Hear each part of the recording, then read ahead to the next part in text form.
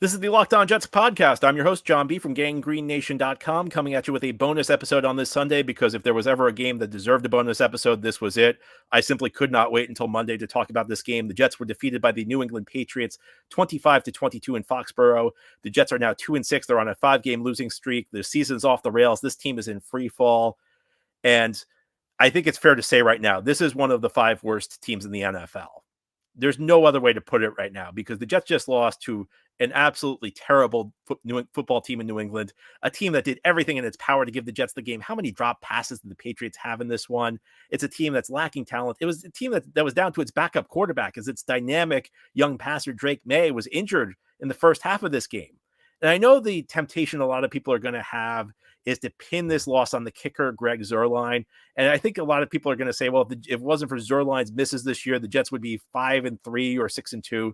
But you can't blame this loss on Greg Zuerlein. There are a couple reasons for that. Number one, this game should not have come down to Greg Zuerlein.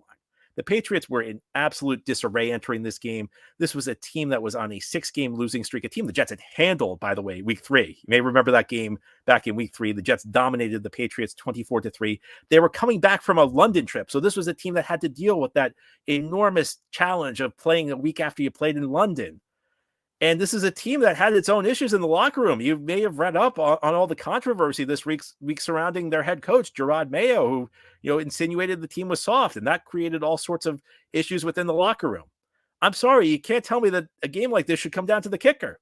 And that's the same is true a lot of these other games this year. You can't tell me a game against Denver where the Broncos couldn't even throw the ball. That game should not have come down to the kicker. It's easy to blame this stuff on Greg Zuerlein. But you know what? Greg Zuerlein did not commit 8 penalties. Greg Zuerlein did not waste 4 timeouts trying to avoid delay of game penalties because they either couldn't get the play in on time or they lost focus on the play clock. And Greg Zuerlein wasn't the reason they actually took a delay of game penalty without calling a timeout on a critical 2-point conversion. Greg Zuerlein did not let a backup quarterback drive 70 yards on what was supposed to be a vaunted defense to win the game. And on that drive, that 70-yard drive, Greg Zuerlein did not allow a completion on 3rd and 9. He did not allow a completion on 3rd and 10. And he did not with the game. And in some ways, you could argue the season potentially on the line. 1 yard away, 4th and goal, less than a half minute to go. Greg Zuerlein did not get pushed around. Greg Zuerlein did not allow the Patriots to score. You want to put some blame on Greg Zuerlein? Absolutely. Look, I'm not going to defend him. He's been bad. But that leads me to my second point. 2-3 weeks ago, I can understand at least to a degree putting the blame on Greg Zuerlein. This is on Joe Douglas. Greg Zuerlein should not have been the kicker in this game. Why was Greg Zuerlein allowed to take the field in this game? We've known for weeks this was an issue. We've known for weeks he's been inconsistent. It's clear that it's in his head. Even last week, he had the kick blocked. Was it his fault? Well, it sure looked to me like that kick, if you watched it against the Steelers, it looked like it was going wide anyway. It's clear that he's not, his head is not straight right now. And I said this weeks ago. Look, it's one thing if you want to say Greg's been good to us the last couple of years, he's a popular figure in the locker room, we're not going to cut him. And if you wanted, a couple of weeks ago, you could have brought in a new kicker, left Greg on the roster, just carry 2 kickers on your 53-man roster, go to him, say, Greg, you know what? You got to get your head straight, work on the practice field, try and figure some things out here. We're going to go with this new guy for a couple of weeks, but you're still our guy. That's fine. I don't have an issue with that. You wanted to cut Greg a couple of weeks ago? That's fine too. Look, it's kicker is a pretty easy position to replace. It's true. And sometimes guys, get into slumps and you just move on to the next guy because the next guy will be better. That's fine. But you can't go into this game with Greg Zuerlein. You and I both knew entering this game that he was shaky. So I don't think we can turn around and just put it all on him. This goes to 2 issues with Joe Douglas. One, and this is something I complain about a lot, the Jets are never proactive when addressing issues. They always wait for things to reach a crisis point before they address them. It's happened in so many areas, and this is a vivid example of this, how the Jets refuse to address an issue. It's been clear for weeks that Greg's been an issue. He's contributed to them losing games, but they haven't addressed it. They've just pretended it doesn't exist. In fact, they just sat around and said, like, we're a good team. It wasn't for the, if we made a couple kicks, we'd be a good team. It was almost like they used it as a positive. And the second issue is Joe Douglas just can't figure out the kicker position. This has been going on since he was hired. His first game as general manager, they lost by 1 to Buffalo because he brought in this guy, Kari Vetek, who could not kick. It's just been one bad decision after another. He's brought in these guys who have no names, these guys who have no track record in the NFL. And now, he finally found a guy with a track record in Zerline, but we reach a point where a change needs to be made and they won't make it. So you want to blame Greg Zerline? He shouldn't be on the field right now. You and I both know they should have replaced him for this game. It's really easy to sit there and blame the kicker, but there are so many other issues with this team right now. And yeah, maybe the record would be a little bit better if he made some kicks. Other things that would have helped this team improve its record, the lack of penalties. If there was a lack of penalties, if this team committed less penalties, if this defense could get a big stop, these are things that are hurting this team right now. So I don't want to sit here and hear everybody complaining about the kicker. If you want to complain about the kicker, you better be blaming the other stuff that's wrong with this team, because there is a lot. And as we continue here on this special Sunday edition of Locked On Jets, we're going to talk about some of the guys who stood out for this team in a negative way in this one. That's continuing here on this special game recap edition.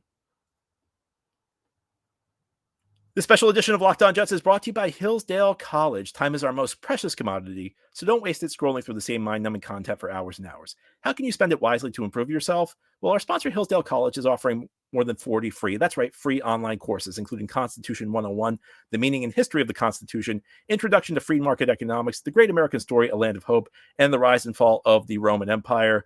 I wish there were some courses here on playing defense or building a roster for the Jets. I think they would benefit from them. But you should know that all of Hillsdale's courses are self-paced, so you can start whenever and tune in wherever. Plus, you can go deeper with readings, quizzes, discussions, or just enjoy the lectures. Go right now to hillsdale.edu/lockedon to enroll. There's no cost and it's easy to get started. That's hillsdale.edu/lockedon to register. hillsdale.edu/lockedon. The show is sponsored by BetterHelp. Halloween lets us have fun with what scares us, but what about those fears that don't involve zombies and ghosts? Well, therapy is a great tool for facing your fears and finding ways to overcome them, because sometimes the scariest thing is not facing our fears in the first place and holding ourselves back. Therapy has so many benefits. It's helpful for learning positive coping skills and how to set boundaries. It empowers you to be the best version of yourself, and it's not just for those who've experienced major trauma. If you're thinking of starting therapy, give BetterHelp a try. It's entirely online, designed to be convenient, flexible, and suited to your schedule. Just fill out a brief questionnaire to get matched with a licensed therapist and switch therapists at any time for no additional charge.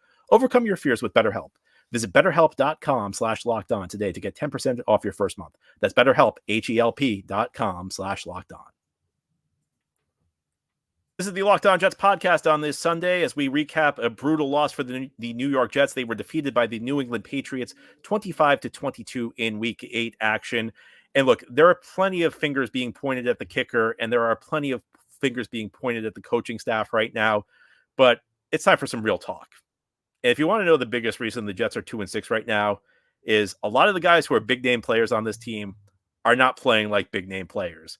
And I think we can start by talking about the two guys who were brought in mid-season, the guys who were supposed to be the saviors of this team. And look, I was really skeptical at the idea that either of these guys would make a difference. And I think you have to say neither of these guys is making a big difference. One of them is Davante Adams, who really did not do a whole lot in this game. I know he had a catch in the last play of the game as time ran out that kind of padded his stats. So he ends the game with 4 catches on 54 yards, which I guess is somewhat respectable. But again, there was some stat padding there. And in the last play of the game, he had a meaningless reception down the field. He's just not making an impact. And if you look at him, I mean, he was pretty much manhandled in man coverage in this game. And I know like Adam Archuleta on CBS was pointing out that maybe Garrett Wilson was drawing easier matchups because he's drawing other teams' number 1 corners right now. And that's great. But you know what? Jets did not get Davante Adams to be a decoy. And I know he's drawing the toughest matchups, but you know what? Davante Adams 3 years ago would not be blanketed like this. He would not be shut down. Davante Adams has been a non-factor through 2 weeks.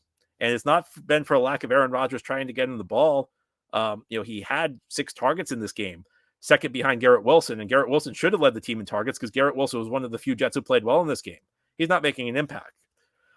Hassan Reddick, and look, we all have a lot to say about Hassan Reddick right now. So this is a guy a lot of people have pointed the finger at that I think it's fair to point the finger at. It's pretty much a non-factor in this game.